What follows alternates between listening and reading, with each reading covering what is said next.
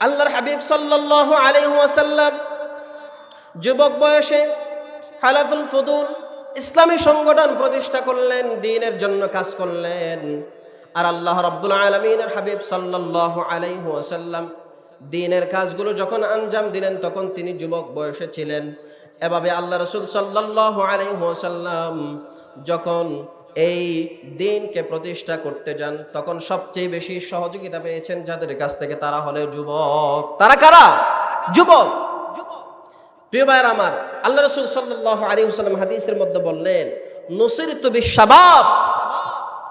আল্লাহ তাআলার কথা আল্লাহ রাসূল তুলে ধরলেন, আমি সবচেয়ে বেশি সহযোগিতা পেয়েছি, সবচেয়ে বেশি সাহায্য পেয়েছি যাদের কাছে, তারা হলো যুবক। সমাজের যারা যুবক তারা চাইলে দুনিয়ার এই সমাজের মধ্যে যত অশ্লীলতা আছে, যত বেহায়াপনা আছে, যত নোংরা আছে, সবগুলো নোংরা দুমড়ে মুছড়ে ইসলামের হুকুমতের জন্য কাজ করতে পারে। ঠিক কিনা বলেন? প্রিয় ভাইরা আমার, এই জন্য যুবকরাই হলো ইসলামের মূল চাবিকাঠি। তারাই দ্বীন প্রতিষ্ঠার ক্ষেত্রে সবচেয়ে বেশি ভূমিকা রাখতে পারে।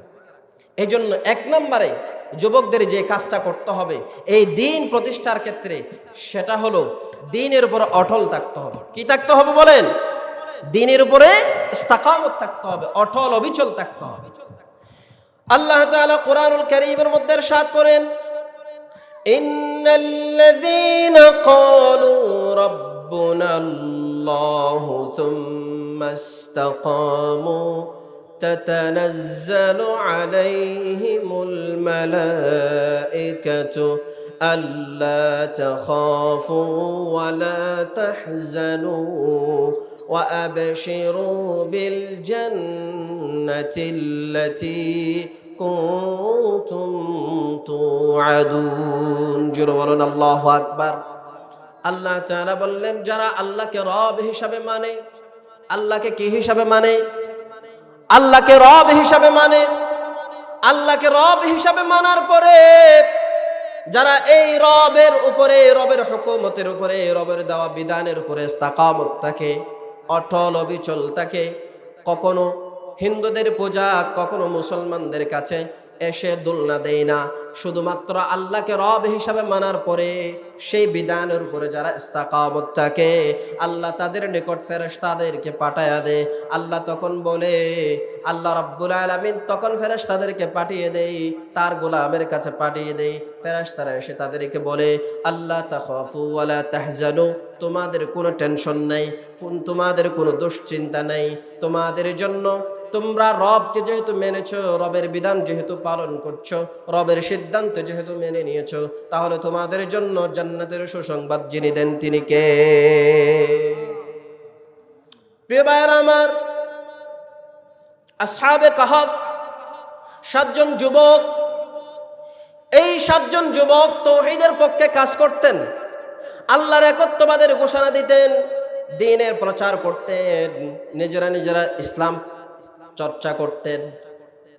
তৎকালীন সময়ের বাদশাহ দাকিয়ানুস জানতে পেরে যায় এই 7 জন যুবক দ্বীনের পক্ষে কাজ করে, দ্বীনের হক পথের কথা বলে। 7 জন যুবককে ডাকলেন, ডাকার তার রাজ দরবারে ডাকলেন। ডাকার পর বললেন, ও 7 জন যুবক, তোমরা কি তোমাদের মধ্যে দ্বীন নামক একটা একত্ববাদী কথা তোমরা নাকি প্রচার করছো? আমি শুনলাম। তখন ওই 7 জন যুবক তাদের বুক টান করে বলেছিল যে আমরা এই 7 জন যুবক আমাদের জন্য রব হিসেবে মানে আল্লাহকে, আর এই জমিনের মধ্যে জুলুমকে আমরা সহ্য করি না, মূর্তি পূজা আমরা করি না, শিরকের বিরুদ্ধে আমরা কথা বলি।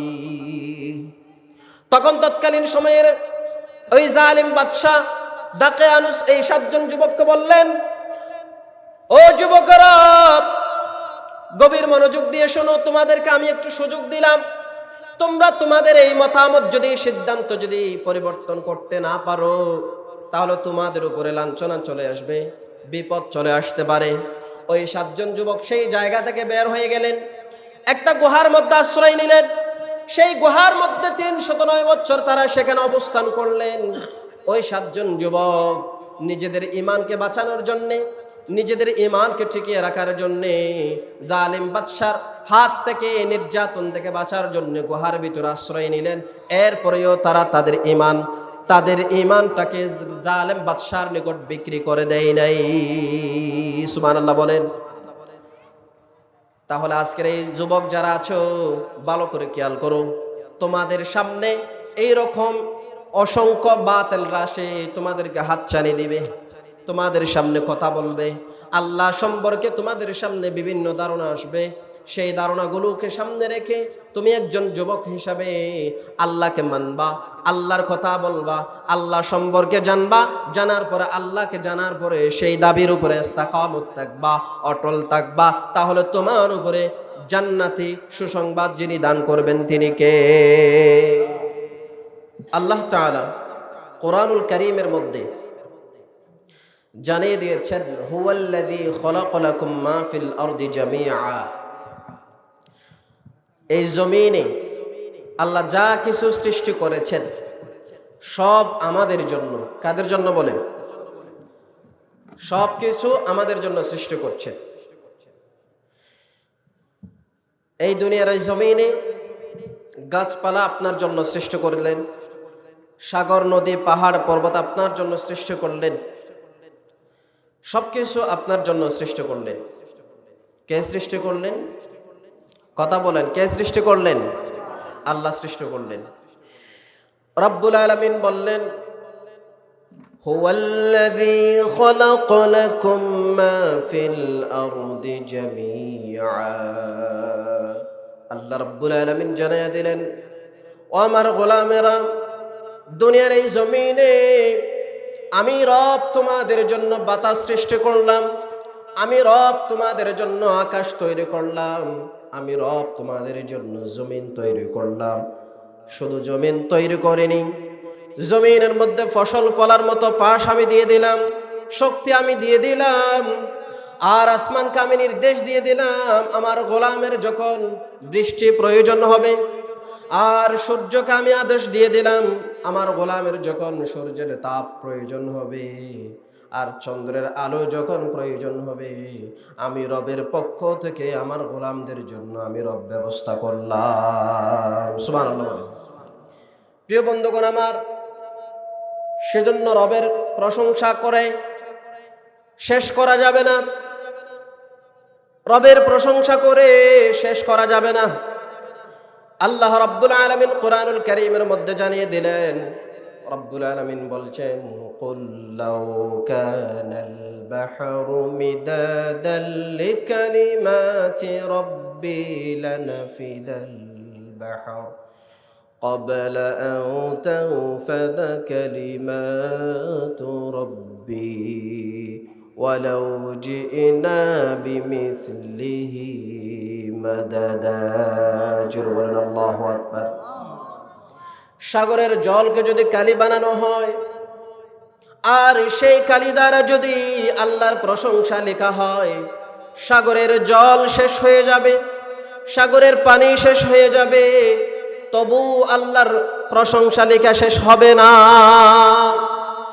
সাগরের জলকে কালি করে,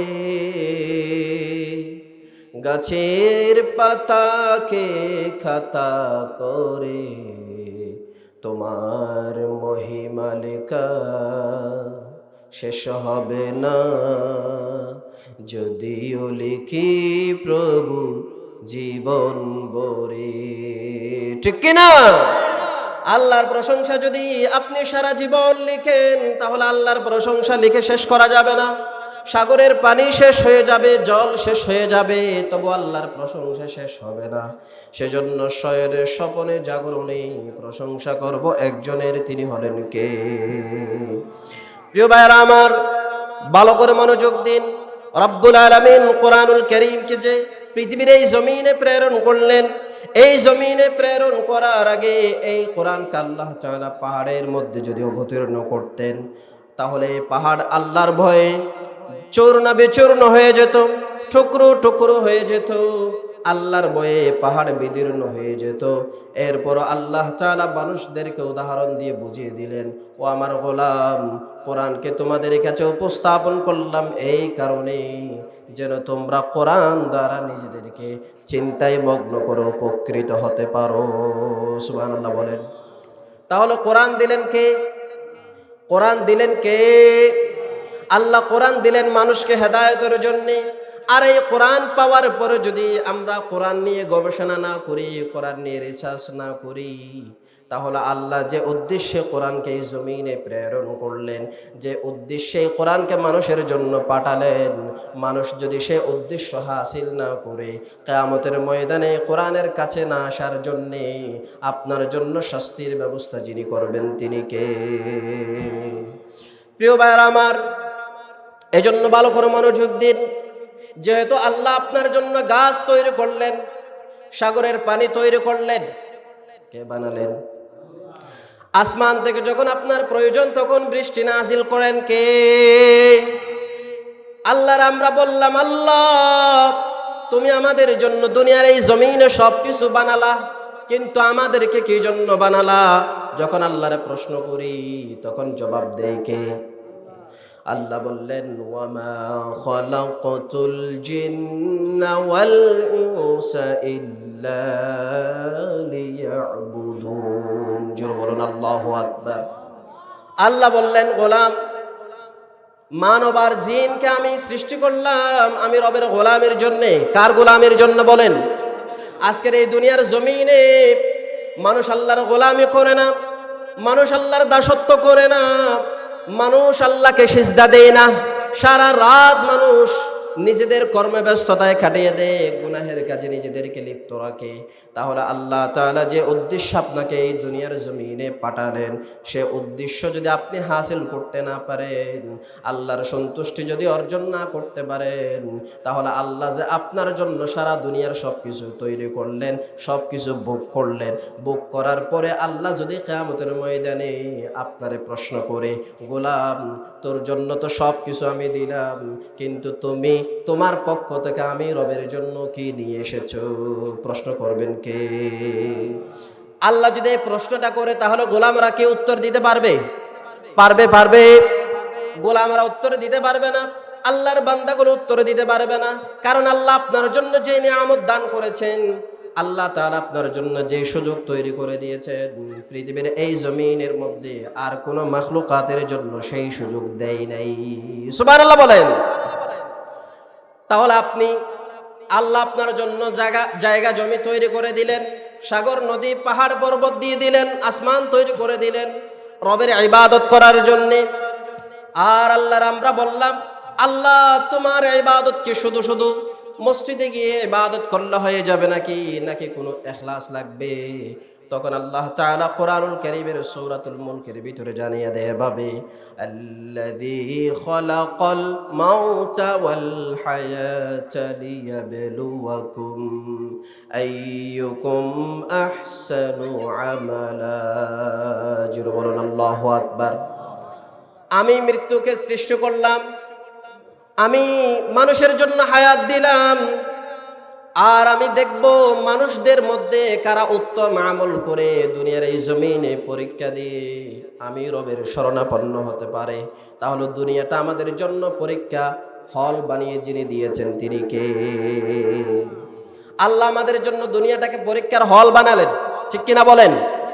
এই পরীক্ষার হলে যদি আপনি পরীক্ষা দেন, তাহলে দুনিয়ার যত শিক্ষক আছে তাদেরকে ফাঁকি দেওয়া যায়, নকল করা যায়, কিন্তু আল্লাহর আদালতে নকল চলে। আল্লাহর আদালতে নকল করা যাবে না, আল্লাহর সামনে নকল করা যাবে না। কিন্তু দুনিয়ার পরীক্ষার হল আপনি চাইলে নকল করতে পারবেন, সবকিছু করা যায়। কিন্তু আল্লাহর আদালতে যখন পরীক্ষার এই ফলাফল ঘোষণা করবেন, তখন তো আপনার পক্ষ থেকে কোনো ধরনের উপটোকন আল্লাহ গ্রহণ করবে না, ঠিক কিনা বলেন?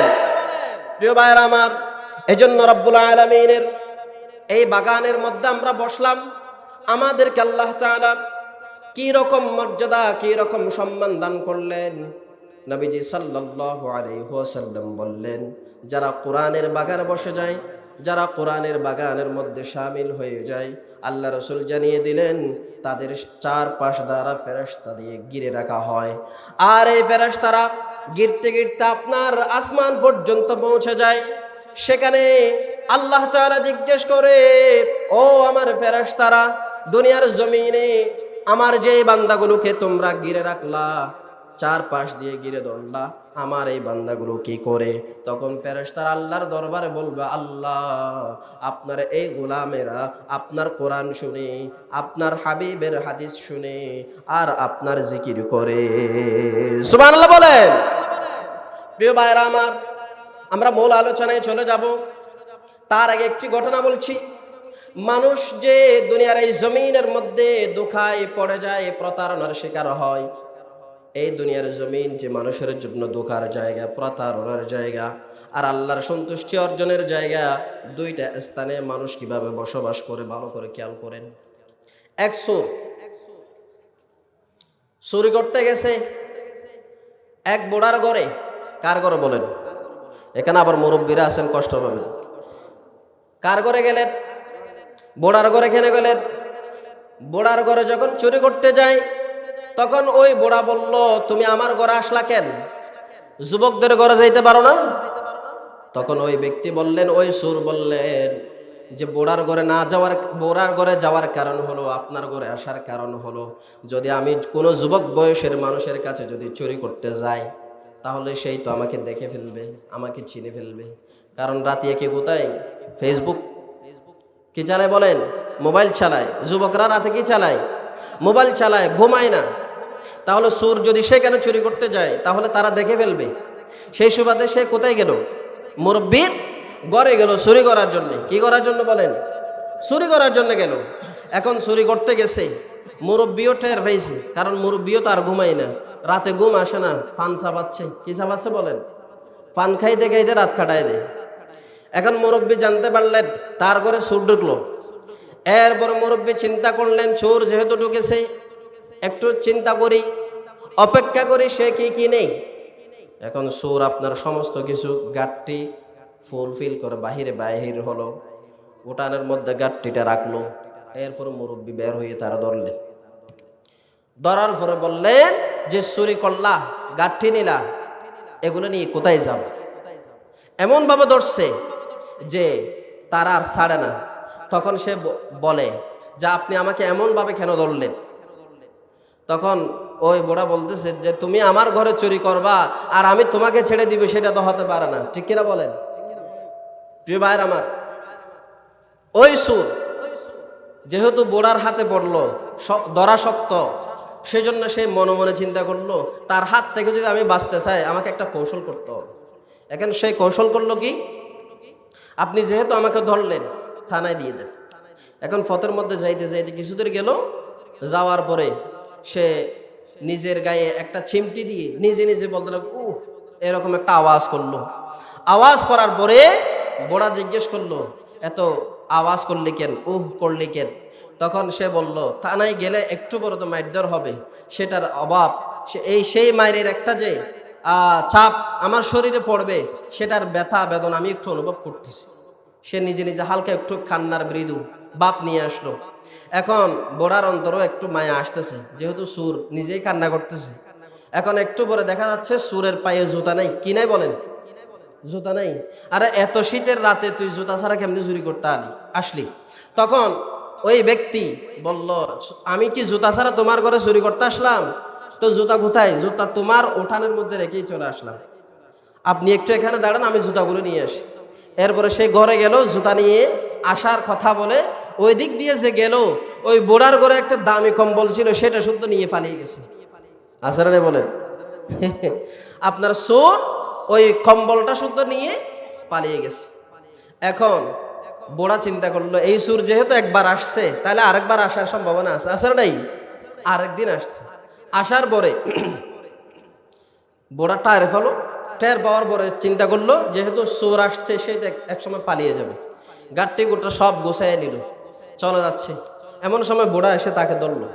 ধরার পরে সে দেখলো, এমনভাবে ধরলো, আগের বার আমি পালাই গেছি, অপরাধ করছি, এবার আমি আর অপরাধ করতে চাই না, আগের বার যেহেতু আপনার দামি কম্বল নিয়ে গেলাম, এখন আপনি আমার কি করেন, থানায় নিয়ে যান। তো বুড়া বলতেছে, আগের বার থানায় নিয়ে যাওয়ার পথের মধ্যে আবুল তাবুল বলে এই যে আমার গাট্টি কুট্টা নিয়ে চলে গেলি, এখনো আবার সেই ফাঁদে ফেলার জন্য চেষ্টা করতেছিস মনে হয়। এখন সেই সুর বলতেছে, না না, আমি সে কাজ আর করবো না, সে কাজ আর করবো না। এখন সে চিন্তা করলো, যেহেতু আমি বুড়াকে এক ফাঁদে ফেলে কম্বল টম্বল নিয়ে গেলাম, আজকে আর একটা ফাঁদে ফেলতে হবে। দেখা যায় তার গায়ে কাপড় নেই। কি নেই বলেন? কাপড় নেই। কাপড় যেহেতু নাই, বুড়ার মনে একটু কষ্ট আসলো, এত শীত ঠান্ডা, এই ঠান্ডার রাতে তুই কাপড় আনলি না কেন? তখন ওই সুর বলতেছে, আমি যে কাপড় আনি নাই তা নয়, কাপড় আনছিলাম, আমি গাট্টি কুট্টা যখন গোছাচ্ছিলাম কাপড়টা আস্তে করে খুলে আপনার ওইখানে রেখে দিয়েছিলাম, আপনি একটু এখানে দাঁড়ান, আমি কাপড়টা নিয়ে আসি। তখন বুড়া বলতেছে, আগের বারের মতো আমাকে এখানে রেখে তুই আবার চলে যাবি গাট্টি কুট্টা সব নিয়ে। তখন সুর বলতেছে, আচ্ছা তাহলে আমি এখানে দাঁড়াই, আপনি গিয়ে নিয়ে আসেন। যে সুর কি এখানে দাঁড়িয়ে থাকবে? না, সব নিয়ে চলে যাবে। সব নিয়ে কি করবে? চলে যাবে। এই ঘটনার দ্বারা আমি যেটা বোঝাতে চাই সেটা হচ্ছে, শয়তান আমাদের পিছে আছে না নাই? সব সময় আছে। শয়তান কি, আপনি কি মনে করেন শয়তান সব সময় আপনাকে এক পদ্ধতিতে ধোঁকা দিবে? কথা বলেন, এক পদ্ধতিতে ধোঁকা দিবে না। শয়তানের ধোঁকা দেওয়ার পদ্ধতি ভিন্ন ভিন্ন হয়। শয়তানের ধোঁকা দেওয়ার পদ্ধতি কি হয়? এক সময় বলবে আমি এই করব, আরেক সময় বলবো ওই করব।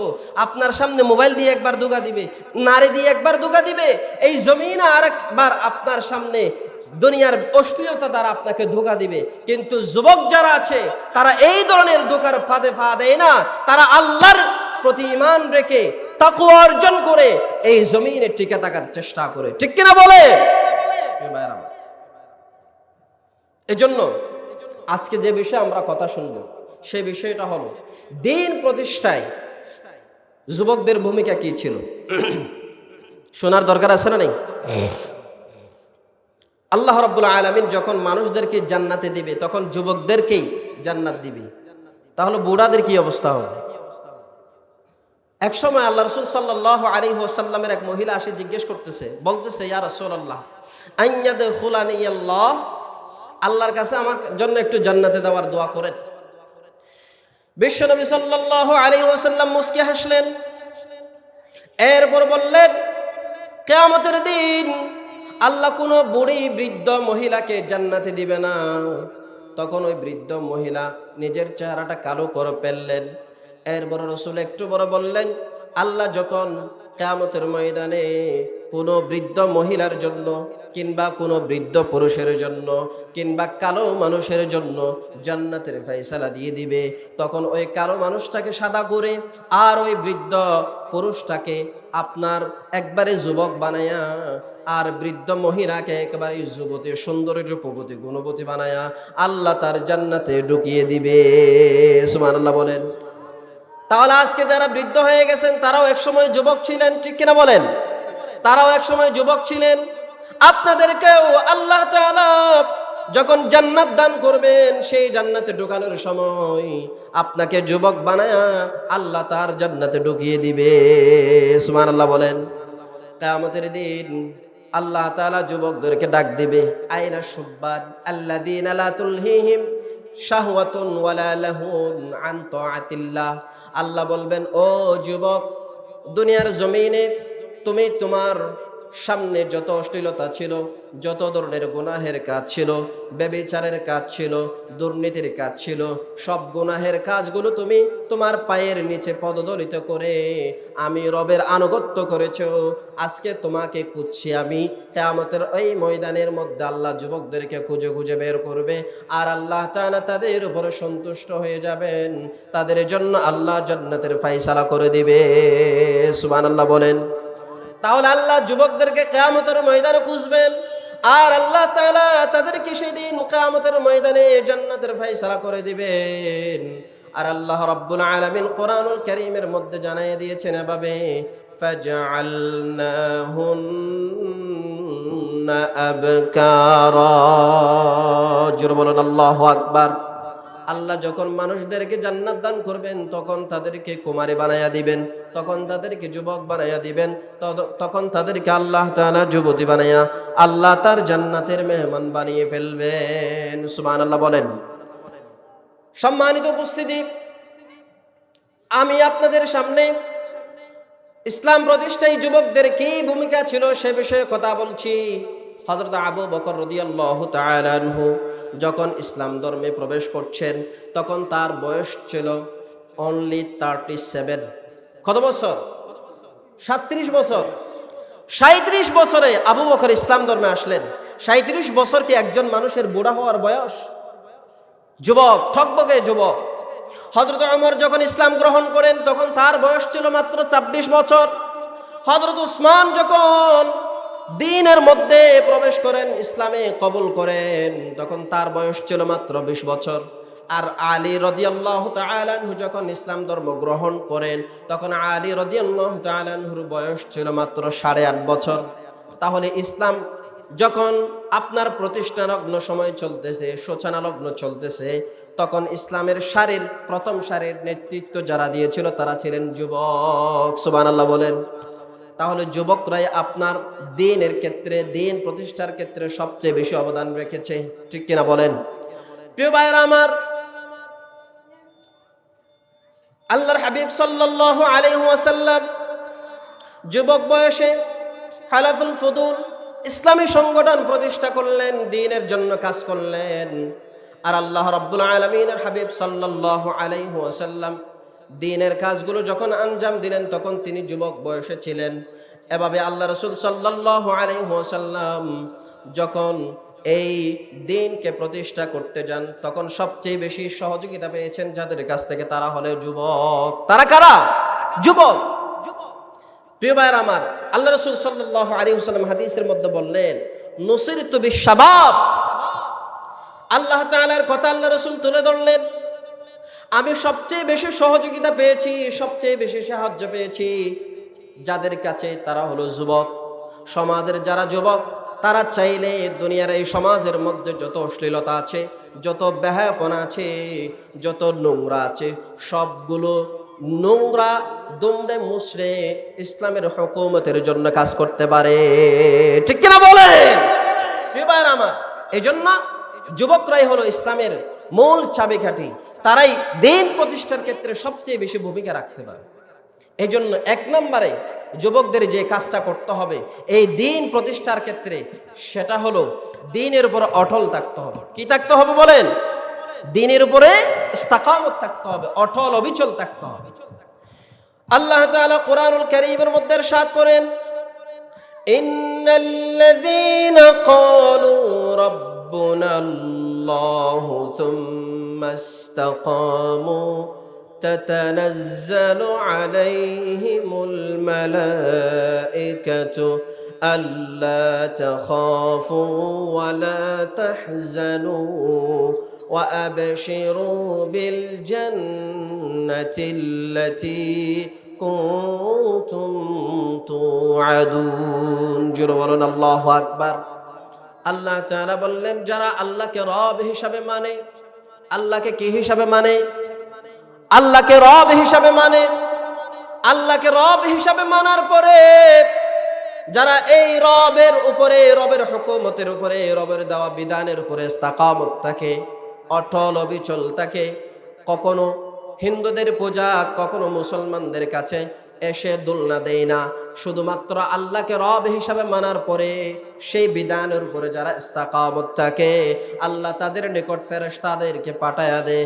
আল্লাহ তখন বলে, আল্লাহ রাব্বুল আলামিন তখন ফেরেশতাদেরকে পাঠিয়ে দেয়, তার গোলামের কাছে পাঠিয়ে দেয়। ফেরেশতারা এসে তাদেরকে বলে, আল্লাহ তাখাফু ওয়ালা তাহজানু, তোমাদের কোনো টেনশন নাই, তোমাদের কোনো দুশ্চিন্তা নাই, তোমাদের জন্য তোমরা রবকে যেহেতু মেনেছো, রবের বিধান যেহেতু পালন করছো, রবের সিদ্ধান্ত যেহেতু মেনে নিয়েছো, তাহলে তোমাদের জন্য জান্নাতের সুসংবাদ যিনি দেন তিনি কে?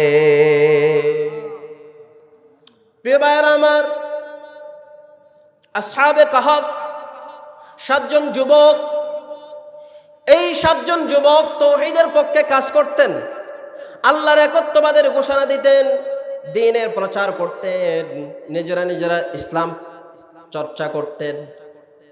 তৎকালীন সময়ের বাদশাহ দাকিয়ানুস জানতে পেরে যায় এই 7 জন যুবক দ্বীনের পক্ষে কাজ করে, দ্বীনের হক পথের কথা বলে। 7 জন যুবককে ডাকলেন, ডাকার তার রাজ দরবারে ডাকলেন।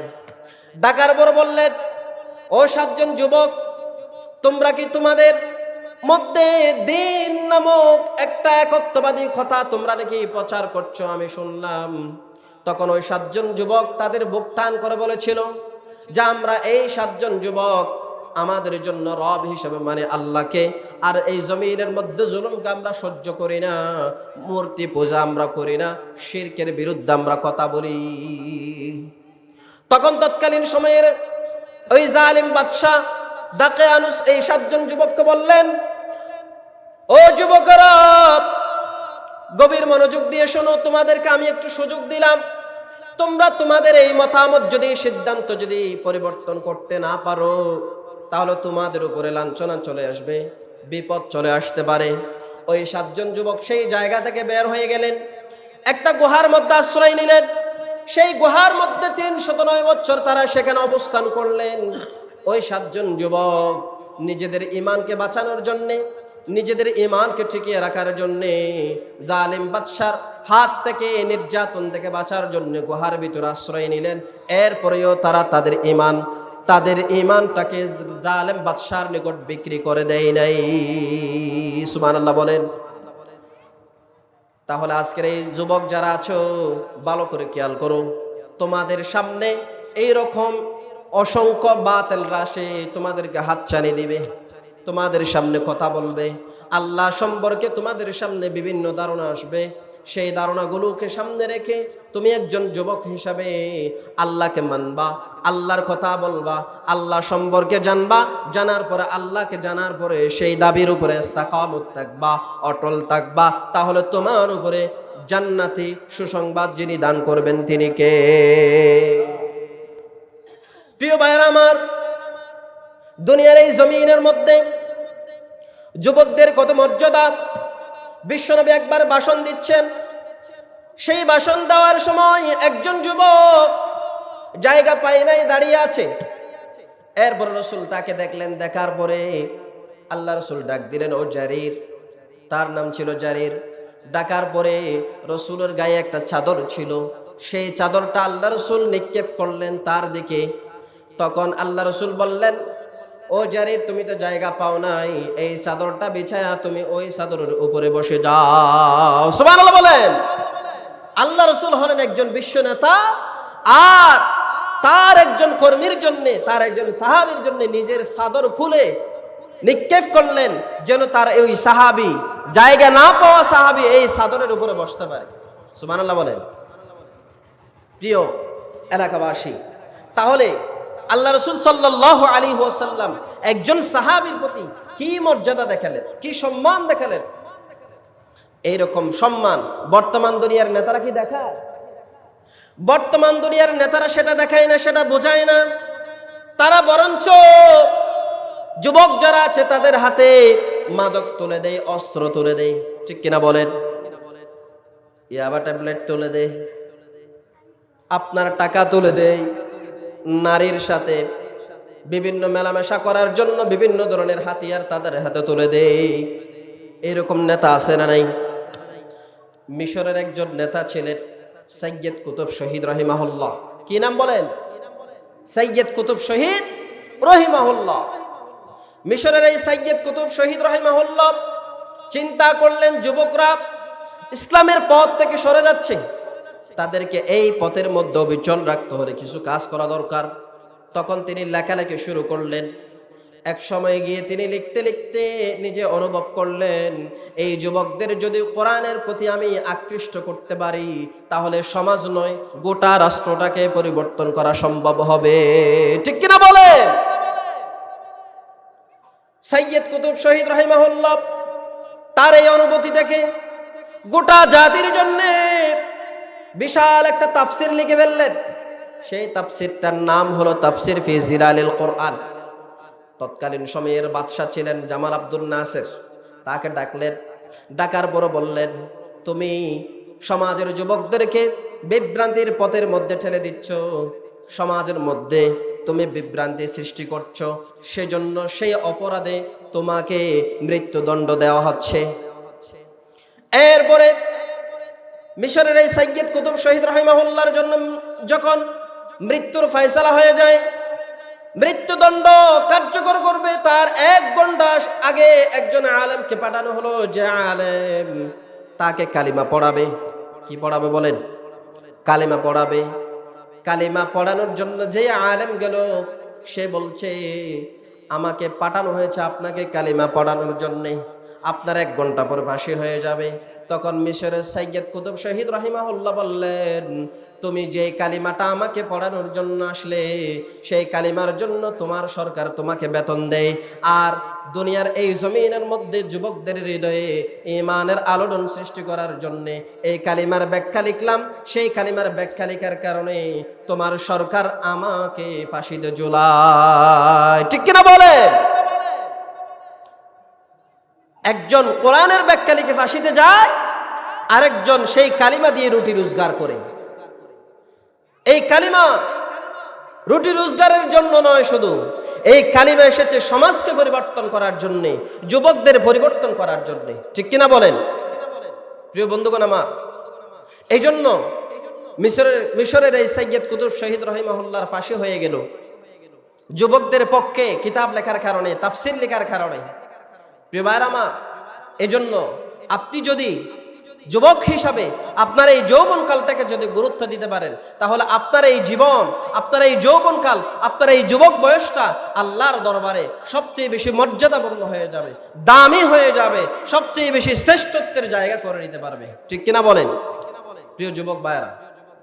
এজন্য আমরা যদি এই যুবক বয়সটাকে গুরুত্ব দিতে পারি, তাহলে কিয়ামতের ময়দান আমাদের জন্য হিসাবটাও সহজ হয়ে যাবে। প্রিয় ভাইরা আমার, যুবকরা শুধু নিজেদের ঈমানটাকে ঠিক রাখবে তা নয়, এই ঈমানটাকে ঠিক রাখার পাশাপাশি যুবকরা সমাজের মধ্যে দাওয়াতি কাজ করবে, জ্ঞান অর্জন করবে। সাইয়্যিদুনা ইব্রাহিম আলাইহিস সালাতু ওয়াস সালাম আল্লাহর পয়গম্বর ছিলেন। ইব্রাহিম আলাইহিস সালাতু ওয়াস সালাম যখন যুবক বয়সে ছিলেন, তার এই যুবক বয়সের মধ্যে ওই এলাকার লোকজন ইহুদিরা তাদের বড় উপাসনালয়ের মধ্যে আপনার বড় অনুষ্ঠানে যাবে, আর ইব্রাহিম আলাইহিস সালাতু ওয়াস সালাম তাদের মূর্তিগুলো পাহারা দিচ্ছিল। আর ইব্রাহিম আলাইহিস সালাতু ওয়াস সালাম ছোট্ট ছোট্ট যে মূর্তিগুলো ছিল, সবগুলো মূর্তি ভেঙে টুকরো টুকরো করে ফেললেন।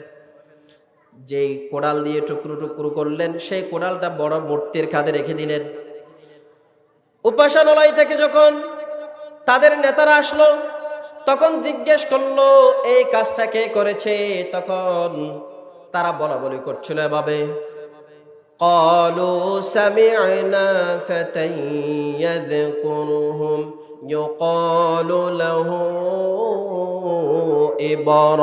ইব্রাহিম। আমরা আমাদের এই সমাজের মধ্যে একজন যুবককে তাওহীদের কথাবার্তা বলতে শুনেছি, হয়তো সে করেছে। তখন ইব্রাহিম আলাইহিস সালাতু ওয়াস সালামকে নমরুদ ডাকলেন। ডাকার পরে ইব্রাহিম আলাইহিস সালাতু ওয়াস সালামকে জিজ্ঞাসাবাদ করলেন। তখন ইব্রাহিম বললেন, তোমাদের এই বড় যে মূর্তিটা আছে তাকে জিজ্ঞেস করো, সেই জানতে পারবে এই ছোট্ট ছোট্ট মূর্তিগুলোকে বাংলো।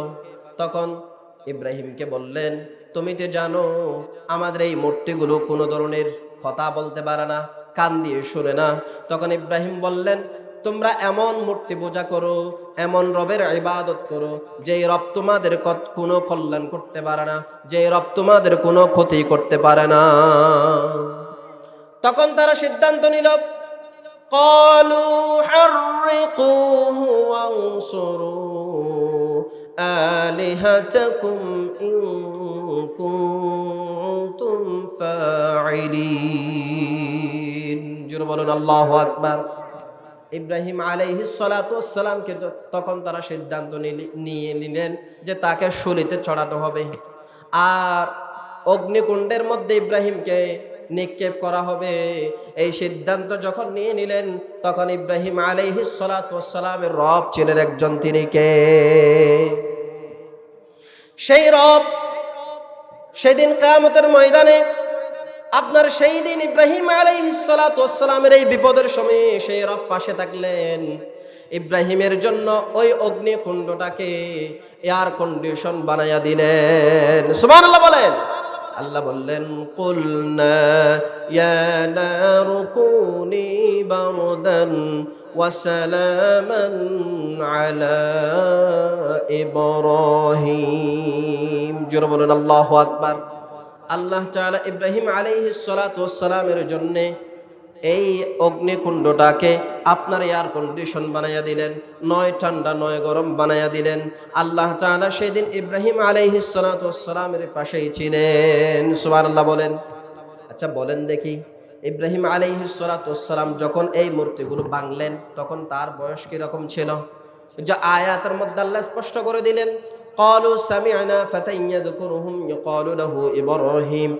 যে ফাতান শব্দ আল্লাহ উল্লেখ করলেন, তখন ইব্রাহিম আলাইহিস সালাতু ওয়াস সালাম ছিলেন একজন যুবক। একজন কি? যুবক বয়সেই ইব্রাহিম আলাইহিস সালাতু ওয়াস সালাম মূর্তিগুলোকে ভেঙে টুকরো টুকরো করে ফেললেন। ও যুবক, তোমারও সমাজে দায়িত্ব আছে, তোমারও এই এলাকার মধ্যে দায়িত্ব আছে। সমাজের যত সংগতি আছে, সমাজের যত বিশৃঙ্খলা আছে, সব বিশৃঙ্খলা, সব অসঙ্গতি, সমস্ত নোংরামি ভেঙে চুরমার করে দিতে হবে এবং নতুন সমাজ তোমাকে গঠন করতে হবে। ঠিক কিনা? এই সমাজে নোংরামি চলতে দেওয়া যায় না, এই সমাজে মাদক ব্যবসা চলতে দেওয়া যায় না, এই সমাজে আল্লাহ বিরোধী কোনো কাজ করতে দেওয়া যায় না। রাজি আছেন তো ইনশাআল্লাহ? প্রিয় ভাইরা আমার, ইব্রাহিম আলাইহিস সালাতু ওয়াস সালাম যুবক বয়সে মূর্তি ভাঙলেন। আসহাবে কাহাফ যারা ছিল তারা যুবক বয়সে ঈমানকে রক্ষা করলেন। আর আপনি একজন যুবক, আমরাও যুবক। আমরা যুবক অবস্থায় থাকতে, ঈমানি তাগাদ থাকতে, ঈমানি মজবুতি থাকতে ঈমান বিরোধী কোনো কাজ যুবকরা বরদাস্ত সমাজে করতে পারে না। ঠিক কিনা বলেন? ভাইরা আমার, এজন্য আপনাকে আল্লাহ যে সময়টা দিলেন, আল্লাহ যে সুযোগটা দিলেন, সেই সুযোগটাকে কাজে লাগান, সেই সুযোগটাকে গুরুত্ব দেন। না হয় কিয়ামতের ময়দানে প্রশ্ন করলে আল্লাহর দরবারে আসামি হয়ে যেতে হবে। ঠিক কিনা বলেন? কিয়ামতের ময়দানে প্রত্যেকটা মানুষকে আল্লাহ 5টা প্রশ্ন করবেন। লা তাজুলু কদমা ইবনে আদম ইয়াউমাল কিয়ামাতি মিন ইনদি রাব্বিহি হাত্তা ইউসআলা আন খামসিন, আন উমরিহি ফিমা আফনাহু ওয়া আন শাবাবিহি ফিমা আবলাহু وعن ماله من أين اكتسبه وفيما أنفقه وماذا عمل فيما علم। প্রশ্ন করবেন 5টা কে? 1 নম্বর প্রশ্ন হলো আন উমরিহি ফিমা আফনাহু, যা আল্লাহ আপনার জন্য 63 বছর, 100 বছর, 90 বছরের একটা হায়াত বাজেট করে দুনিয়ার জমিনে দিয়ে দিলেন। আপনি এই গোটা জিন্দেগিটার কি হালত করলেন? বৈধ উপায়ে কাটালেন নাকি অবৈধ উপায়ে সময়টা ব্যয় করলেন? সেই দিন কিয়ামতের ময়দানে প্রশ্ন করবেন কে? আর আল্লাহর নবী বললেন, এই 5টা প্রশ্ন যখন আপনাকে করা হবে, এই 5টা প্রশ্নের উত্তর যতক্ষণ না আপনি গোলাম হিসেবে দিতে পারবেন না, সামনে একটা কদম আগানোর সুযোগ আল্লাহর সামনে আপনার হতে পারবে না। 2 নম্বর প্রশ্ন করা হবে ওয়ান শাবাবিহি ফিমা আবলাহু, আপনাকে এই 63টা বছরের মধ্যে মধ্যবর্তী একটা সময়, যুবক বয়স, গোল্ডেন এজ, যে সোনালী সময় আল্লাহ আপনার জন্য বাজেট করলেন, সেই সোনালী সময়টা আপনি কিভাবে কাটালেন? ও যুবক, তোমার সামনের নারীরা হেলে দুলে খেলাধুলা করে, তোমার সামনে যুবক যারা আছে, খারাপ যুবক যারা আছে তারাও ঘোরাফেরা করে, তোমার সামনে দুনিয়ার সমস্ত মাদক সেবক যারা আছে, মাদক সেবিকা যারা আছে তারা ঘোরাফেরা করে, সমস্ত অন্যায় অনাচার যারা করে, কদাচার যারা করে তারা তোমার সামনে থাকবে। কিন্তু তুমি যুবক হিসাবে সেগুলাকে যখন লাত্তি মারবা, তাহলে কিয়ামতের দিন তোমার মতো যুবককে খুঁজে খুঁজে বের করে জান্নাত যিনি দিবেন তিনি কে? প্রিয় ভাইয়ের আমার, 3 নম্বর প্রশ্ন করা হবে ওয়ান মালিহি মিন আইনা ইকতাসাবাহু, তুমি যে দুনিয়ার জমিন উপার্জন করলা, তোমার স্ত্রীর জন্য, তোমার মা বাবার জন্য, তোমার সন্তানের জন্য দুনিয়ার এই জমিনে তুমি যে টাকা পয়সাগুলো উপার্জন করলা, সেই টাকা পয়সাগুলো চুরি করে কিংবা ডাকাতি করে, কিংবা অবৈধ পদ্ধতিতে উপার্জন করলা, নাকি বৈধ পদ্ধতিতে উপার্জন করলা, নিজের শ্রম দিয়ে উপার্জন করলা, সেই দিন কিয়ামতের ময়দানে এই প্রশ্নটা তোমাকে যিনি করবে তিনি কে? 4 নম্বরে প্রশ্ন করা হবে, ওফিমা আনফাকাহু, তুমি যে সম্পদ উপার্জন করলা, টাকা পয়সা ধন দৌলতের মালিক হলা, আল্লাহ তোমার সুযোগ দিয়েছে, সেই সম্পদের মালিক হওয়ার পরে এই সম্পদগুলো তুমি কোন কোন জায়গায় খরচ করলা? মানুষেরা আছে গান বাজনায় খরচ করা আছে না নেই? কথা বলেন না, কাছে না নেই? মানুষেরা আপনার নারীর পিছনে খরচ করে দেই, আছে না নেই? বড় বড় শোডাউন করে, গান বাজনা করে, বিপিএল আইপিএল এর টিকিট কিনে, আছে না নেই? প্রিয় বন্ধুগণ আমার, আপনি যদি ভালো কাজের জন্য একটা টাকা খরচ করেন, তাহলে সেই ভালো কাজের প্রতিদান যিনি দিবেন তিনি কে? আর আপনি যদি খারাপ পথে একটা পয়সাও যদি খরচ করেন, তাহলে আল্লাহর আদালতে সে একটা পয়সার হিসাব দিতে হবে, ঠিক কিনা বলেন? তাহলে ভালো কাজে অংশগ্রহণ করে টাকা খরচ করার দরকার আছে না নেই? দুনিয়ার এই জমিনটা আপনার জন্য আপনার পক্ষ হয়ে যাবে যখনই আপনি আল্লাহর পক্ষে থাকবেন। কার পক্ষে বলেন? আল্লাহর পক্ষে যদি আপনি থাকতে পারেন, কিয়ামতের ময়দানে আপনার পক্ষে যিনি থাকবেন তিনি কে? প্রিয় বন্ধুগণ আমার, 5 নম্বরে প্রশ্ন করা হবে, ওয়ামাদা আমিলা ফিমা আলিমা। এই সায়রাকারী নিচের পাড়া, লামার পাড়া, মাদ্রাসার মাঠে, দারুত তাওহীদ হেফজখানার মাঠে আপনার সামনে কোরআনের কথা হচ্ছে, হাদিসের কথা হচ্ছে, ইসলামের ইতিহাস বর্ণনা করা হচ্ছে, আপনি ভালো ভালো কথাগুলো শুনলেন। এই কথা শোনার পরে আপনি কতটুকু আমল করলেন? কোরআন অনুযায়ী চললেন না হাদিস অনুযায়ী চললেন? কোরআন হাদিসের কথাগুলো মানলেন কি না? সেই প্রশ্নটা কিয়ামতের ময়দানে আপনাকে যিনি করবেন তিনি কে? তাহলে কিয়ামতের ময়দানে প্রশ্ন হবে কয়টা? 1 নাম্বার জীবনটা কিভাবে কাটালেন, 2 নাম্বার প্রশ্ন হলো যৌবন কালটা কিভাবে কাটালেন, 3 নাম্বার প্রশ্ন হলো আপনি কোথায় থেকে টাকা পয়সা উপার্জন করলেন, 4 নাম্বার প্রশ্ন হলো আপনি এই টাকা পয়সাগুলো কোথায় খরচ করলেন, 5 নাম্বার প্রশ্ন হলো দিন সম্পর্কে যতটুকু জানলেন ততটুকু আমল করলেন কিনা। এই 5টা প্রশ্নের উত্তর যতক্ষণ বনি আদম দিতে পারবে না, ততক্ষণ পর্যন্ত আল্লাহর আদালতে আল্লাহর সামনে থেকে একজন বনি আদম সামনে একটা কদমও আগাতে পারবে না। তাহলে এই 5টা প্রশ্নের প্রস্তুতি নেওয়ার দরকার আছে না নেই? কথা আসতে বললেন, কোনো দরকার আছে না নেই? এই 5টা প্রশ্নের উত্তর যদি আপনাকে রেডি করতে হয়, এই জমিনেই রেডি করতে হবে, না মরার পরে? কথা বলেন, মরার আগে না পরে? মরার আগে না পরে? মরার আগেই আপনাকে এই 5টা প্রশ্নের উত্তর রেডি করতে হবে, না হয় কবরে গেলে শাস্তি আছে না নাই? প্রিয় বন্ধুগণ আমার, এই জন্য কথা বলছিলাম, এই যুবক বয়সটা আপনার জন্য কত দামি। রব্বুল আলামিন কোরআনুল কারীমের মধ্যে আপনার এই যৌবনকালটাকে কত গুরুত্ব দিয়েছেন, কত মর্যাদার জায়গায় নিয়ে গেছেন, কত আপনার জন্য সম্মান আল্লাহ তাআলা রেখেছেন। যদি আপনি এই যৌবনকালটাকে গুরুত্ব দিতে পারেন, তাহলে আল্লাহ আপনার জন্য এই যৌবনকালটাকে গুরুত্বপূর্ণ বানাইয়া দিবে। সুবহানাল্লাহ বলেন।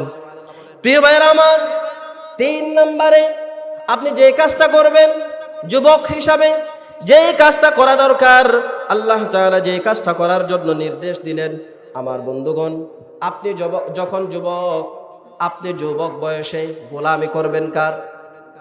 আরো জোরে বলেন, কার গোলামি করবেন? নাকি নেতার গোলামি করবেন?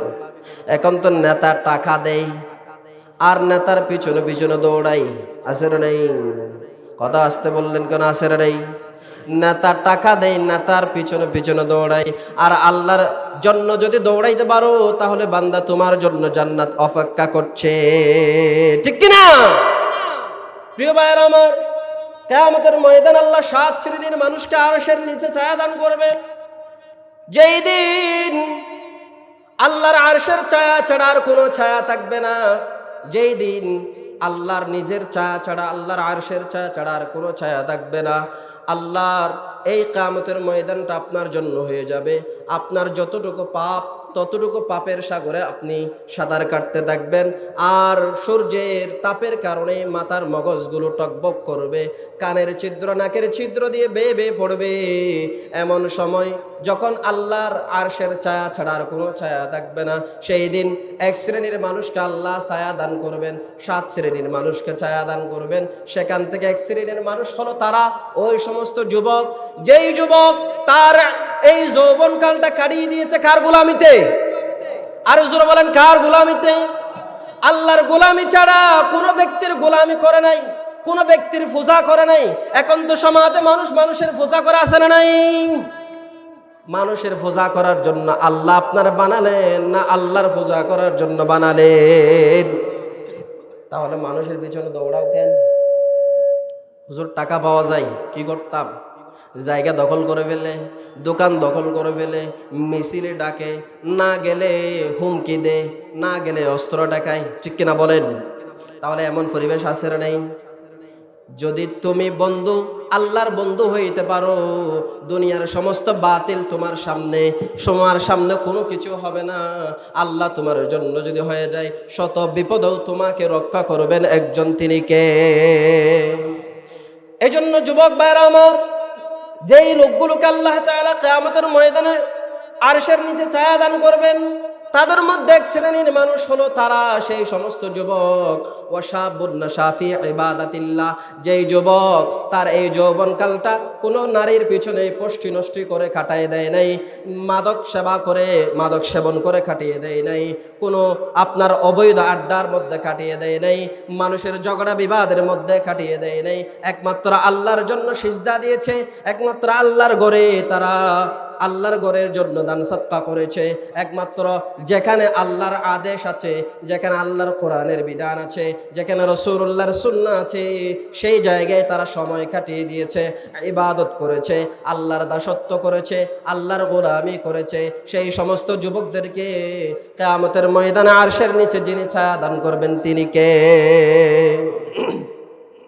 প্রিয় বন্ধুগণ আমার, যেই দিন কোনো ছায়া থাকবে না, সেই দিন যদি ছায়া পেতে হয়, এই যুবক বয়সটাকে গুরুত্ব দিতে হবে। এই যুবক বয়সটা যদি আপনি গুরুত্ব না দেন, তাহলে কিয়ামতের ময়দানে আল্লাহ যে যুবকদেরকে খুঁজে খুঁজে বের করে জান্নাত দিবেন, সেই তালিকার মধ্যে আপনার নাম কি থাকবে? কথা বলেন, থাকবে? রব্বুকা ইউজিবু, আল্লাহ রাব্বুল আলামিন যুবকদেরকে দেখে খুশি হয়ে যায়। যুবকদেরকে দেখে আল্লাহ খুশি হয়ে যায়, আশ্চর্যান্বিত হয়ে যায়, সন্তুষ্ট হয়ে যায়।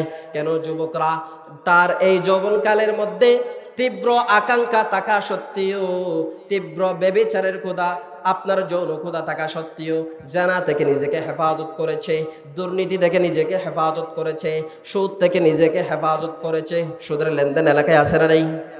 কথা আসতে বললেন, কোন আছে না নেই? এগুলা কি গুনার কাজ না সওয়াবের কাজ? জোরে বলেন। এই গুনার কাজের মধ্যে নিজেকে নিয়োজিত করে রেখেছে। যেই সমস্ত যুবকেরা এই ধরনের গুজব, এই ধরনের গুনাহের কাজ, এই ধরনের সওয়াব হয় না এমন কাজ থেকে নিজেদেরকে হেফাজত করবে, রব্বুকা ইউজিবু আশ-শাবি লাইসাত লাহু সাবওয়াতুন, কিয়ামতের দিন তাদেরকে আল্লাহ দেখে আশ্চর্যান্বিত হয়ে যাবে, আর তাদের উপরে খুশি হয়ে যাবেন একজন, তিনি কে? প্রিয় ভাইয়েরা আমার, এই জন্য আমরা ভালো করে খেয়াল করব, এই যুবক বয়সটা আপনার জন্য কত গুরুত্বপূর্ণ। এই যুবক বয়সটাই আপনি জিহাদের ময়দানে দেওয়ার সময়, ঠিক কিনা বলেন? আল্লাহর গোলামির সময়, আল্লাহর জন্য ত্যাগ দেওয়ার সময়। বদরের যখন বাজনা বেজে যায়, বজরের যখন আপনার দামামা বেজে যায়, সাহাবীদেরকে আল্লাহ রাব্বুল আলামিনের হাবিব সাল্লাল্লাহু আলাইহি ওয়াসাল্লাম সারিবদ্ধ করলেন। আল্লাহ রাসূল একটু হতাশ, কারণ সংখ্যায় কম, বেশি সংখ্যক নয়, আর ওইদিকে কুরাইশরা সংখ্যায় অনেক বেশি, ঠিক কিনা বলেন? আল্লাহ রাসূল যখন হতাশ, তখন একজন যুবক সাহাবী মুহাজিরদের মধ্যে দাঁড়িয়ে তিনি বললেন যে, ইয়া রাসূলুল্লাহ ইমদি লাম্মা আরাকাল্লাহ ফানাহনু মাআকা। ইয়া রাসূলুল্লাহ সাল্লাল্লাহু আলাইহি ওয়াসাল্লাম, আল্লাহ তাআলা আপনাকে যেই স্বপ্নটা দেখালেন, বদরের প্রান্তরে জিহাদ করতে হবে, আপনি সেই পথে এগিয়ে চলুন, আমরা আপনার সঙ্গে আছি, ঠিক কিনা বলেন? যে এই মিকদাদ রাদিয়াল্লাহু তাআলা আনহু এই কথার মাধ্যমে গোটা বদরের যুদ্ধের ইতিহাসটা পাল্টে গিয়েছে, ইসলামের ইতিহাস পাল্টে দিয়েছে। এটা যুবকরাই করছে। মিকদাদ রাদিয়াল্লাহু তাআলা আনহু বললেন যে বনু ইসরাইলের লোকেরা যেভাবে মুসা আলাইহিস সালাতু বলল, ওয়াল্লাহি লা নাকুলু ক্বালাত বনু ইসরাঈল লিমূসা, আমরা সেই রকম আপনাকে বলবো না, ইযহাব আনতা ওয়া রাব্বুকা ফাকাতিলা, তুমি আর তোমার রব গিয়ে যুদ্ধ করো, বরঞ্চ আমরা বলবো ওয়ালাকিন ইযহাব আনতা ওয়া রাব্বুকা ফাকাতিলা ইন্না মাআকুম মুকাতিলুন। আল্লাহু আকবার বলে।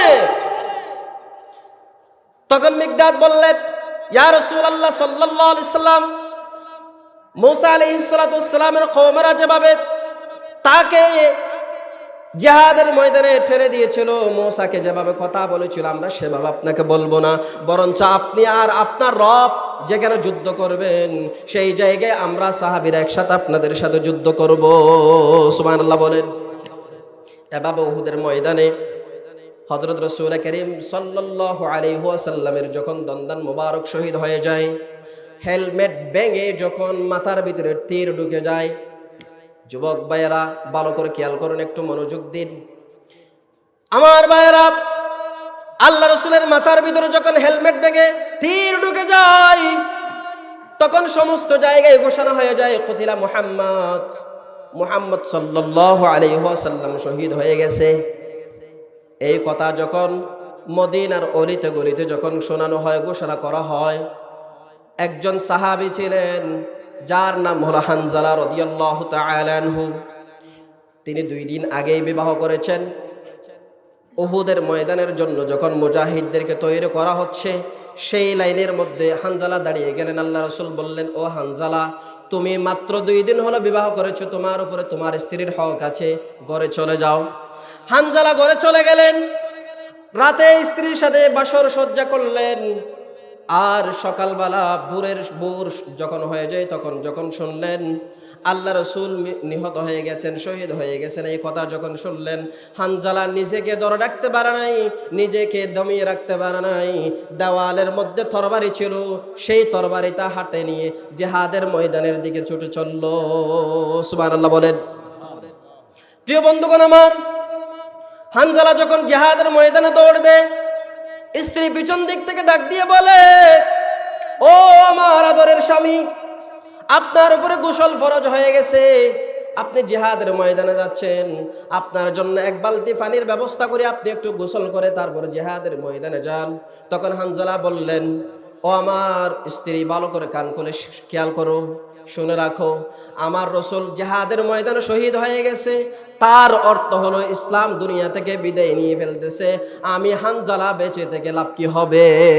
আল্লাহু আকবার বলেন। প্রিয় বন্ধুগণ আমার, হানজালা রাদিয়াল্লাহু তাআলা আনহু জিহাদের ময়দানে চলে গেলেন। যুদ্ধ করতে করতে হানজালা উহুদের প্রান্তরে নিজেই শহীদ হয়ে গেলেন। শহীদ যখন হয়ে গেলেন, তার স্ত্রী আল্লাহ রাসূল সাল্লাল্লাহু আলাইহি ওয়াসাল্লাম লাশগুলোকে সামনে নিয়ে আসলেন। একটি লাশ খুঁজে পাওয়া যাচ্ছে না।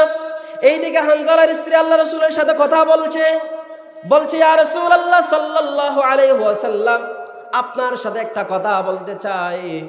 আমার স্বামী আপনার সাহাবী হযরত হানজালা, আপনি জানেন 2 দিন আগে আমাদের বিবাহ হয়েছে, গত রাতে আমরা 2 জন একসাথে বাসর করলাম, কিন্তু হানজালা আপনি শহীদ হয়ে গেছেন। এই কথা শোনার পরে নিজেকে দমিয়ে রাখতে পারে নাই, তরবারি নিয়ে বের হয়ে গেছে, তার উপর গোসল ফরজ ছিল। এরপর আল্লাহ রাসূল সাল্লাল্লাহু আলাইহি ওয়াসাল্লাম আকাশের দিকে নজর করলেন। আল্লাহ রাসূল দেখতে পেলেন 70,000 ফেরেশতা হানজালা রাদিয়াল্লাহু তাআলা আনহুর লাশটাকে নিয়ে বাইতুল মামুরের দিকে চলে যাচ্ছে। আর ওই বাইতুল মামুর থেকে হানজালার লাশটাকে ফেরেশতারা গোসল দিয়ে আবার জমিনে নিয়ে এসেছে। সুবহানাল্লাহ বলেন। এজন্য হানজালাকে বলা হয় গসিলুল মালাইকা। কি বলা হয়? গসিলুল মালাইকা। ও আমার যুবক ভাইয়েরা, হানজালা যখন জিহাদের ময়দানে যুদ্ধ করতে করতে ইসলামের জন্য শহীদ হয়ে যায়, তখন তার বয়স ছিল মাত্র 20 বছর। কত বছর? 20 বছর। বুড়া হয়ে গেছেন না যুবক? তাহলে যুবক বয়সে দ্বীনের জন্য জীবন উৎসর্গ করলেন। আর তো কোথায় তোমার কোন নেতা কি বলল? ছাতা নেতা পাতি নেতা, কোন দিকে দৌড়াও? যে যেখানে তোমাকে কোরআনের ছায়া দেওয়া হয় তোমার উচিত হবে সেখানে দৌড়ানো, ঠিক কিনা বলেন?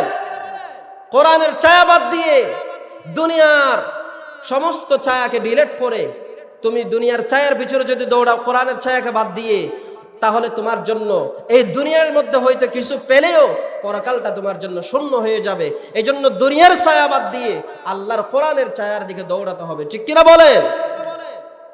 সেজন্য রব্বুল আলামিন কোরআনুল কারীমের সূরা আলে ইমরান স্পষ্ট জানিয়ে দিয়েছেন, ওয়াসারিউ ইলা মাগফিরাতিম মির রাব্বিকুম ওয়া জান্নাতিন আরদুহাস সামাওয়াতু ওয়াল আরদু উইদ্দাত লিল মুত্তাকিন। জোরে বলুন আল্লাহু আকবার। আল্লাহ বললেন, বান্দা তোমরা ক্ষমার দিকে দৌড়াও, জান্নাতের দিকে দৌড়াও। কোন দিকে দৌড়াও? এখন মানুষ যায়, রাস্তা হলো দুইটা, একটা জান্নাতের একটা জাহান্নামের। মানুষ সবচেয়ে বেশি খারাপ কাজ যদি করে তাহলে তার জন্য কি জান্নাত হবে না জাহান্নাম? জাহান্নাম মানুষের জন্য লিখিত হয়ে যাবে। সেই জন্য আমরা জাহান্নামের পথ ধরে হাঁটবো না, আমরা এমন রাস্তা দিয়ে হাঁটবো যেই রাস্তায় আল্লাহ জান্নাত রেখেছে। সুবহানাল্লাহ বলেন। তাহলে আল্লাহর জান্নাতের রাস্তায় যেতে চান কারা কারা? দুহাত উঁচু করে দেখায়া দেন। আল্লাহ আমাদের সকলকে কবুল করুন, বলি আমিন। আর জোরে বলে আমিন। প্রিয় বন্ধুগণ আমার, এই জন্য আপনি যদি আপনার এই জমিনের মধ্যে যদি বন্ধু নির্বাচনের ক্ষেত্রে যদি ভুল করেন, বন্ধু নির্বাচনের ক্ষেত্রে যদি ভুল করেন, নেতা নির্বাচনের ক্ষেত্রে যদি ভুল করেন, সেই ভুলের মাসুল দুনিয়ায় নয়, আল্লাহর আদালতেও আপনাকে জবাবদিহি করতে হবে, ঠিক কিনা? এই জন্য বন্ধু নির্বাচনের ক্ষেত্রে সতর্ক থাকতে হবে। কাকা আপনি বন্ধু বানাবেন, কাকা আপনি নেতা বানাবেন? আপনার নেতাকে মুহাম্মদ সাল্লাল্লাহু। এই জন্য প্রিয় বন্ধুগণ আমার, অমুক নেতা তমুক নেতার পিছনে দৌড়ায় লাভ নাই। মুহাম্মাদের যে আদর্শ, সে আদর্শ তোমার 3.5 হাত বড়ির যে সংসদ আছে সেখানে গঠন করো। তোমার এই 3.5 হাত বড়ির সংসদকে যদি কোরআন দিয়ে সাজাতে পারো, তোমার পরিবারকে কোরআন দিয়ে সাজাও, তোমার সমাজকে কোরআন দিয়ে সাজাও, তোমার রাষ্ট্রকে কোরআন দিয়ে সাজাও, তাহলে তোমার জন্য আল্লাহর জান্নাত অবশ্যই আল্লাহ ব্যবস্থা করে দিবেন, ঠিক কিনা? প্রিয় বন্ধুগণ আমার, এই জন্য নেতা নির্বাচন করা, বন্ধু নির্বাচন করার ক্ষেত্রে সতর্কতা অবলম্বন করতে হবে। আপনার বন্ধু যদি হয়ে যায় একজন ব্যভিচার, একজন দখলবাজ, একজন চাঁদাবাজ, একজন দুর্নীতিবাজ, তাহলে সেই দুর্নীতিবাজের সাথে আপনার হাসর হবে, নসর হবে। কিয়ামতে উঠাবেন কে? জোরে বলেন না, কে উঠাবেন? এজন্য রব্বুল আলামিন স্পষ্ট করে জানিয়ে দিয়েছেন, الأخلاء يومئذ بعضهم لبعض عدو إلا المتقين। জোরে বলুন আল্লাহু আকবার। আল্লাহ বললেন, সতর্ক করলেন, সাবধান সাবধান ও গোলাম, তুমি যদি তোমার বন্ধু নির্বাচনের ক্ষেত্রে ভুল করো তাহলে সেই ভুলের মাসুল দিতে হবে।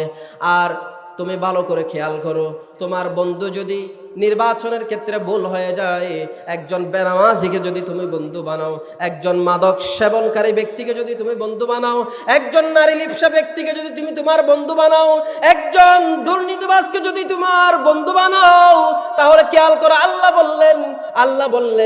আল্লাহ জানিয়ে দিলেন, ইল্লাল মুত্তাকিন, সেই সমস্ত বন্ধুরা তোমাকে রেখে কিয়ামতের ময়দানে পালিয়ে যাবে।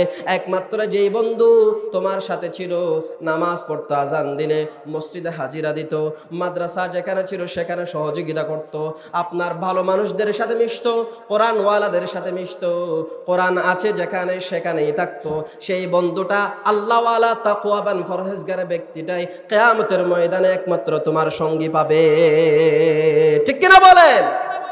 মোল্লার কথা না আল্লাহর কথা? আর জোরে বলেন, মোল্লার কথা না আল্লাহর কথা? আল আখিল্লাউ ইয়াওমাইদিন বা'দুহুম লিবা'দিন আদুউন ইল্লাল মুত্তাকিন। তাহলে বন্ধু কারা বানাবেন? কারা বানাবেন? ব্যভিচারক, ব্যভিচারকারিনী, দুর্নীতিবাজ, ইয়াবা ব্যবসায়ী, সুদখোর আছে না নাই? সমাজে এই ধরনের আচরণ যারা করে তারা আপনার দুনিয়ার জমিনে ভালো বন্ধু হলেও আল্লাহর আদালতে আপনার জন্য সবচেয়ে বড় শত্রু হলো তারা। প্রিয় বন্ধুগণ আমার, সেই তো আপনাকে খারাপ কাজে নিয়ে গেল। দুইজন বন্ধু এক জায়গায় যাচ্ছেন, একজনে সিগারেট খায়, কোন গ্যারেট, কোন গ্যারেট, সিগারেট খাই। এখন সে বলতেছে তুই একটু টান দে, আছে না নেই, সিগারেট টান দেয়। এখন বন্ধুর পাল্লাই পড়ে আপনি যদি সিগারেটের মধ্যে একটা হু করে টান মারেন, তাহলে সেই সিগারেটের কারণে আপনার বন্ধুর খারাপ কাজের কারণে আপনিও খারাপ কাজের মধ্যে লিপ্ত হয়ে গেলেন। কিয়ামতের ময়দানে আল্লাহর আদালতে এই খারাপ বন্ধু আপনার সঙ্গী হবে না, বরঞ্চ আপনার জন্য এই খারাপ বন্ধুটা আপনার জন্য আযাবে পরিণত হয়ে গেল। ঠিক কিনা বলেন? এজন্য সাবধান বন্ধুগণ আমার, এজন্য সাবধান সাবধান। আল্লাহ রাব্বুল আলামিন বললেন কোরআনুল কারীমের মধ্যে, তুমি যখন তোমার নেতা বানাবা, তুমি যখন তোমার শাসক বানাবা, কারা বানাবা? যে কোরআন মানে, ঠিক কিনা বলেন? আর যে বলে আমি কোরআন মানি না, শরিয়া আইন মানি না, আছে না নেই? কথা আসতে বলবেন না, আছে না নেই? যারা শরিয়া আইন মানে না, তারা আল্লাহকেও মানে না, তারা হলো নাস্তিক। ঠিক কিনা বলেন?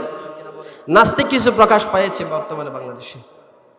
আউল ফাউল বাউল, আসলে নাই, আবুল সরকার আল্লাহকে নিয়ে কটূক্তি করেছে। কাকে নিয়ে কটূক্তি করেছে? আল্লাহকে নিয়ে কটূক্তি করেছে। সূরাতুন নাসকে নিয়ে তুচ্ছ তাচ্ছিল্য মন্তব্য করেছে, তাদেরকে গ্রেফতার করা হয়েছে। আমরা বলতে চাই, এই আউল ফাউল বাউল যারা আল্লাহকে এবং রসুলকে নিয়ে বাজে মন্তব্য করে, তাদেরকে শুধু গ্রেফতার নয়, তাদেরকে ফাঁসিতে ঝুলানো দরকার। ঠিক কিনা?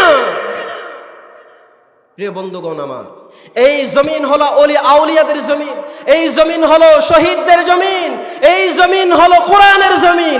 আগামী দিনে এই কোরআন বাস্তবায়ন করার দরকার আছে না নাই? আপনি যদি কোরআনকে সংসদে নিতে পারেন, আপনি যদি কোরআন সংসদটাকে কোরআনের সংসদ বানাতে পারেন, আপনার আর কারো কাছে দাবি দাওয়া করতে হবে না। নিজেই দাবি করে আল্লাহ বিরোধী, কোরআন বিরোধী, রসুল বিরোধী যারা আছে তাদেরকে ফাঁসিতে ঝুলাতে পারবেন। ঠিক কিনা বলেন? এই জন্য সংসদে যাওয়ার দরকার আছে না নেই? এবার অনেকেই বলে রাজনীতি আলাদা, ধর্ম আলাদা, ধর্মের সাথে আধ্যাত্মিকতার সম্পর্ক, রাজনীতির সাথে জাগতিক সম্পর্ক। নাউজুবিল্লাহ বলেন। আল্লাহ রসুল সাল্লাল্লাহু আলাইহি ওয়াসাল্লাম মদিনার মধ্যে রাষ্ট্র চালাইছেন কত বছর? 10 বছর। কি দিয়া চালাইছেন? নিজের মন গড়া মতবাদ না আল্লাহর কোরআন দিয়া? তো রসুল যদি ওই রাষ্ট্র যদি চালান, যিনি রাষ্ট্র পরিচালনা করেন তিনি যে রাজনীতিবিদ, তিনি যদি রাজনীতিবিদ হন, ওই রাজনীতিবিদেই যদি কোরআন দিয়ে রাষ্ট্র চালাইতে পারেন, তাহলে বাংলাদেশের এই সংসদও কোরআন দিয়ে চলবে না কেন? ঠিক কিনা বলেন? প্রিয় বন্ধুগণ আমার, এজন্য আমরা বলতে চাই, কোরআন দিয়ে রাষ্ট্র চালাও, সংসদকে কোরআন দ্বারা ভরপুর করো, কল্যাণ দ্বারা ভরপুর করে দিবেন এই দেশকে। একজন, তিনি কে?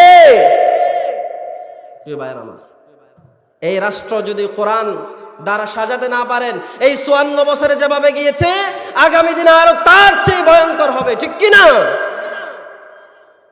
আপনার উপরে জুলুম হবে, আপনার জায়গা জমি দখল হবে, আপনার সমস্ত জায়গা একটা বাচ্চা যদি গ্রহণ করে, জন্মগ্রহণ করে, তার উপরে 10 টাকা করে চাঁদাবাজি হচ্ছে।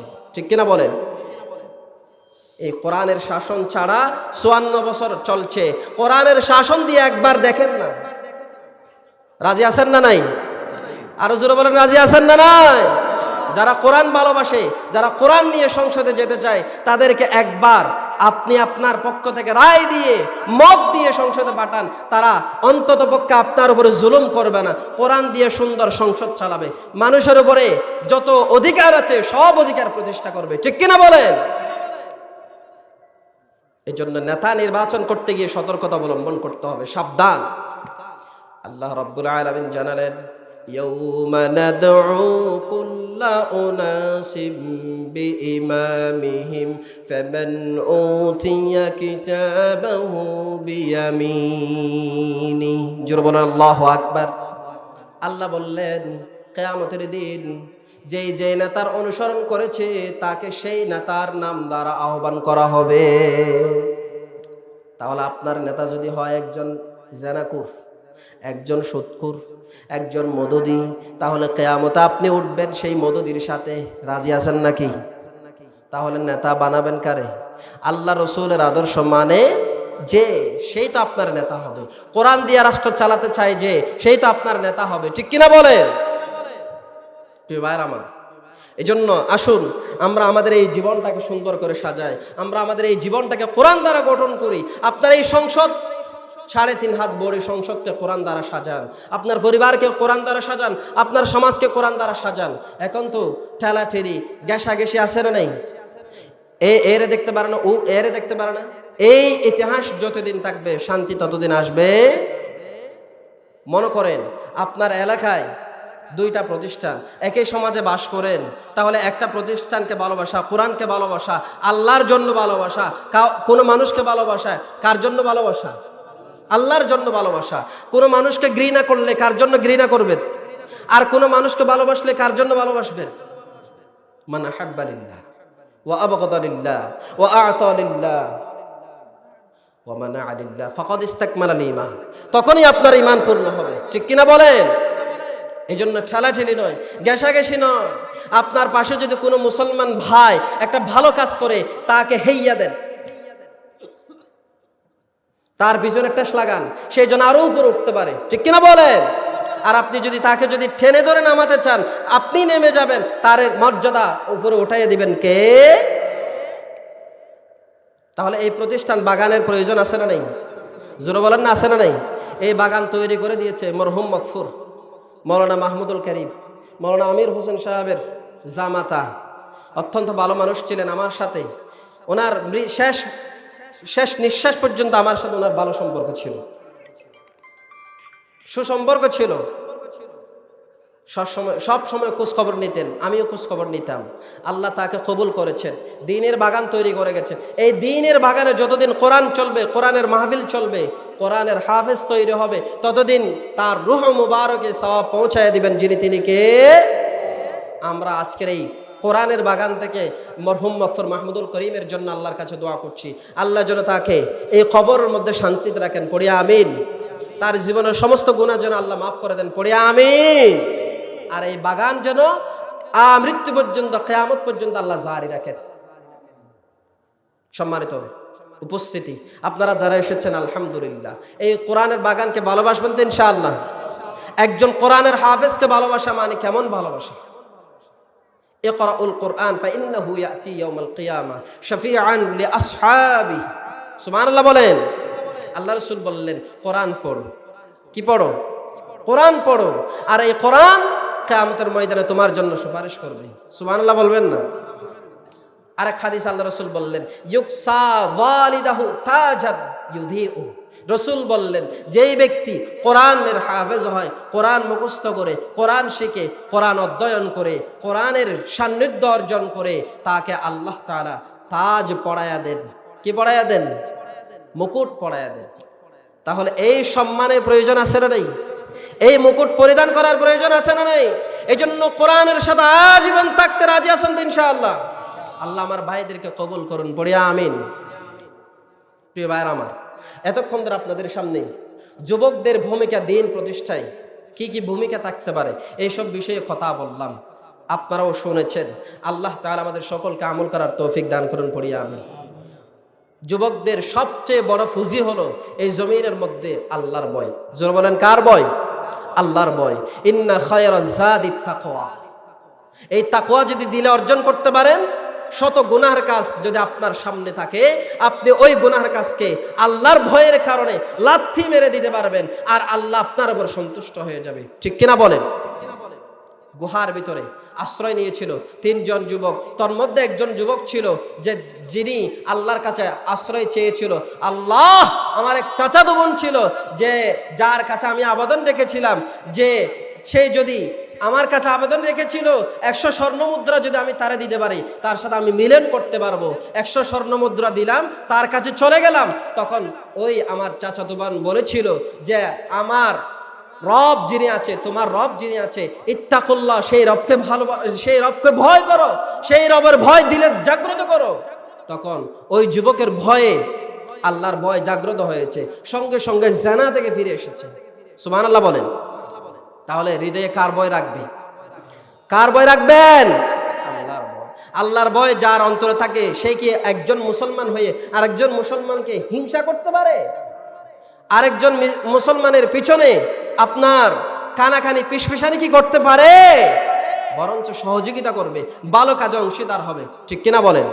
আল্লাহ তাআলা এই বাগান, এই সৌন্দর্যমণ্ডিত বাগানকে কবুল করেন বলি আমিন। এবং এই বাগানের পিছনে এখন সবচেয়ে বেশি পরিশ্রম করে যাচ্ছে আমাদের মাওলানা আমির হোসেন সাহেব হুজুর এবং তার ছেলে মাওলানা আজিজুর রহমান, আমার বন্ধুবর পরিশ্রম করে যাচ্ছেন। অত্র প্রতিষ্ঠানের যত খরচ আছে সব তারা দেখভাল করে যাচ্ছেন। আল্লাহ তাদেরকে দেখার তৌফিক দান করুন, ব্যবসা বাণিজ্যে বরকত দান করুন এবং উত্তরোত্তর এই প্রতিষ্ঠানের আল্লাহর কাছে আমরা সফলতা কামনা করছি। ওমা তৌফিক ইল্লা বিল্লাহ। এতক্ষণ ধরে যতগুলো কথা বললাম আমি সহ আমাদের সকলকে যেন আল্লাহ আমল করার তৌফিক দান করেন পড়ে আমিন। আসসালামু আলাইকুম ওয়া রাহমাতুল্লাহি ওয়া বারাকাতুহু।